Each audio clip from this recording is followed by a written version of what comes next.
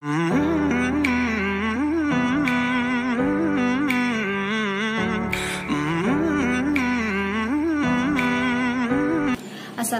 warahmatullahi wabarakatuh. Hai, perkenalkan nama saya Winnie Urastimala. Dan pada video kali ini kita akan membahas tentang salah satu alat yang digunakan dalam ilmu kartografi.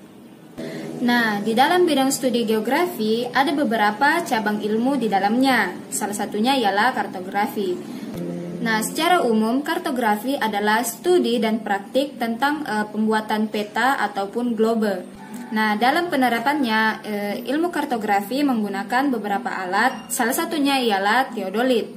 Nah, apa sih teodolit itu? Untuk lebih jelasnya, silakan kalian simak video berikut ini.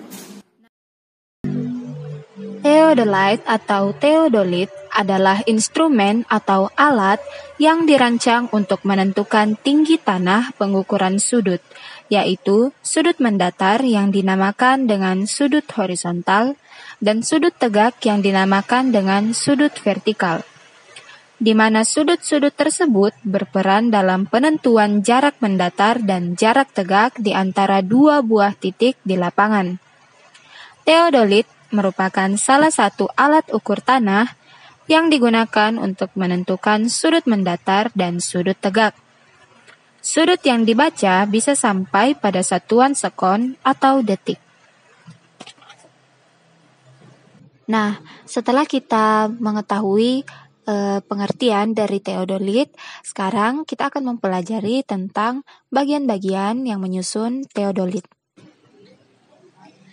Adapun bagian-bagian dari teodolit, yang pertama, pembantu visir. Pembantu visir berfungsi untuk membantu pembidikan, yaitu membantu mengarahkan teropong ke target, atau untuk membantu pembidikan secara kasar. Yang kedua, lensa objektif. Lensa objektif berfungsi untuk menangkap bayangan objek atau target. Nah, lensa positif ini yang akan memberikan bayangan nyata terbalik dan diperkecil. Ketiga, klem sumbu 2. Klem sumbu 2 berfungsi untuk pengunci sumbu 2. Sumbu 2. Sumbu 2 berfungsi sebagai poros perputaran teropong terhadap sumbu putar horizontal. Yang kelima, nivot teropong. Nivot teropong digunakan untuk membentuk garis bidik mendatar. Pada kebanyakan teodolit yang baru, nivot teropong sudah tidak ada lagi. Yang keenam, ronsel lensa tengah. Ronsel lensa tengah berfungsi untuk menggerakkan limbus dengan perlahan pada saat klem limbus dikunci, atau untuk membantu menempatkan bidikan ke target. Yang ketujuh, reflektor sinar. Reflektor sinar ini berfungsi untuk menangkap cahaya dan memantulkannya ke mikroskop pembacaan lingkaran horizontal sehingga bisa terbaca.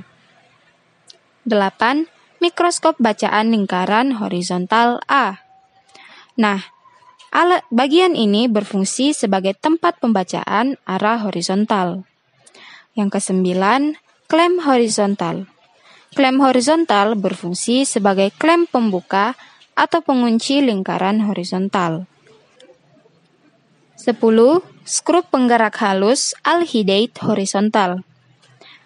Bagian ini berfungsi untuk menggerakkan teropong arah horizontal dengan perlahan pada saat klem horizontal dikunci. 11. Penggerak halus limbus. Bagian ini berfungsi untuk menggerakkan limbus dengan perlahan pada saat klem limbus dikunci, atau untuk membantu menempatkan bidikan ke target. Ke-12, skrup penyetel ABC. Nah, bagian ini berfungsi untuk menyeimbangkan nivå kota guna pembuatan sumbu satu vertikal. Ke-13, plat dasaran atau tatakan.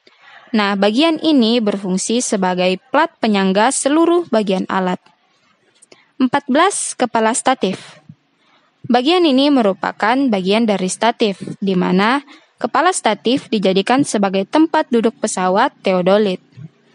15. Kaki statif. Kaki statif juga merupakan bagian dari statif, di mana alat yang digunakan untuk berdirinya pesawat teodolit. Nah, bagian bawahnya berbentuk lancip. yang berfungsi supaya kaki statif menancap ke tanah dengan kuat agar pesawat theodolite-nya tidak jatuh. Yang ke-16, penggantung unting-unting. Bagian ini digunakan untuk memasang tali unting-unting. Yang ke-17, baut instrumen. Baut instrumen digunakan sebagai pengencang antara pesawat theodolite dan statif. 18. Nivo alhidade horizontal. Nah, bagian ini digunakan untuk membuat sumbu satu vertikal secara halus setelah dilakukan pendekatan dengan nivo kotak. Yang ke-19, skrup koreksi nivo alhidade horizontal. Bagian ini berfungsi untuk menyeimbangkan nivo alhidade horizontal. 20. Mikroskop pembentuk lingkaran horizontal B. Nah, bagian ini digunakan untuk membaca sudut lingkaran horizontal. 21. Skrup penggerak halus vertikal. Skrup penggerak ini berfungsi menggerakkan teropong arah vertikal secara perlahan pada saat klem teropong dikunci. 22. Lensa okuler. Lensa okuler ini adalah lensa negatif yang digunakan sebagai lensa mata. 23. Ring pelindung diafragma. Nah, bagian ini berfungsi sebagai pelindung diafragma. 24. Mikroskop pembacaan lingkaran vertikal. Nah, mikroskop pembacaan ini adalah tempat pembacaan lingkaran vertikal. Yang ke-25, tabung sinar. Tabung sinar berfungsi untuk membantu menyinari lingkaran vertikal. Dan bagian yang terakhir yaitu piringan lingkaran vertikal. Nah, piringan lingkaran vertikal adalah piringan dari metal atau kaca tempat skala lingkaran.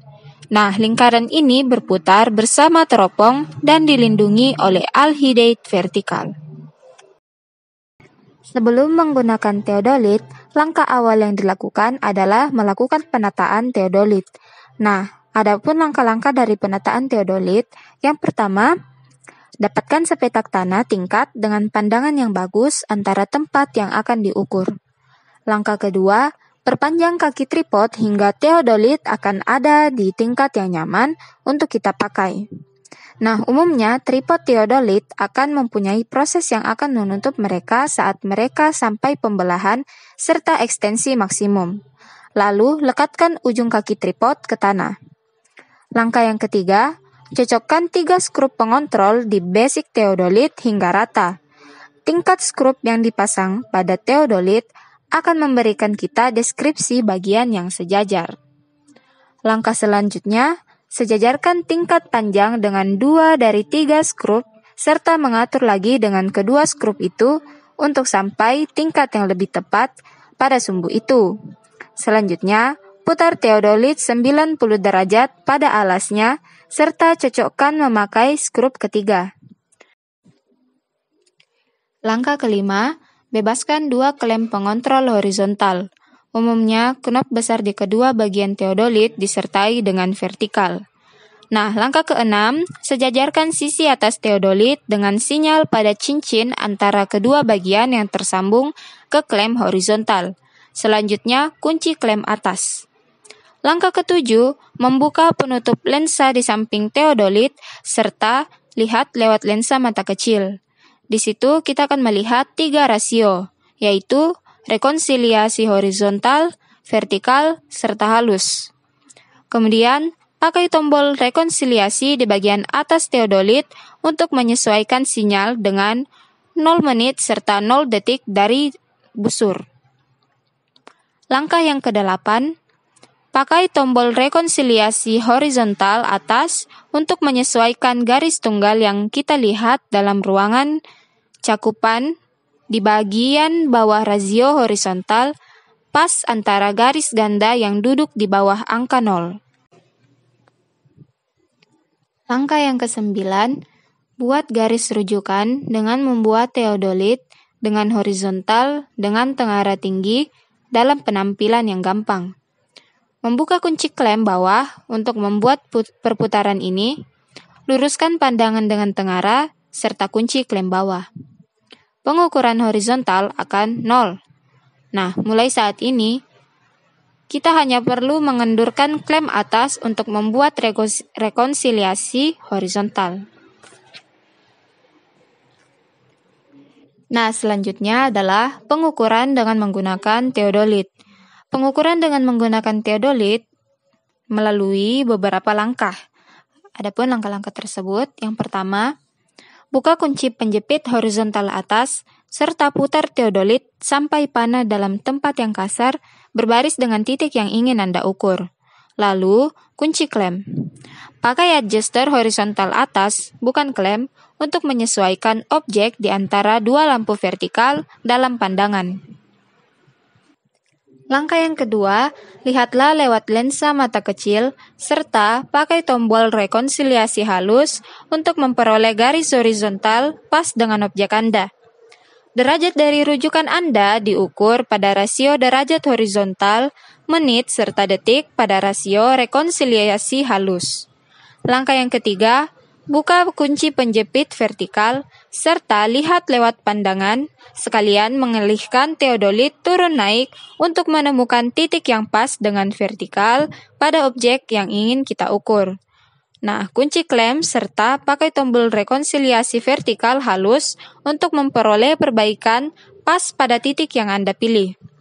Selanjutnya, lihat lewat eyepiece kecil serta baca derajatnya, menitnya, juga detiknya dari rasio vertikal serta rasio rekonsiliasi halus seperti yang Anda kerjakan untuk rasio horizontal.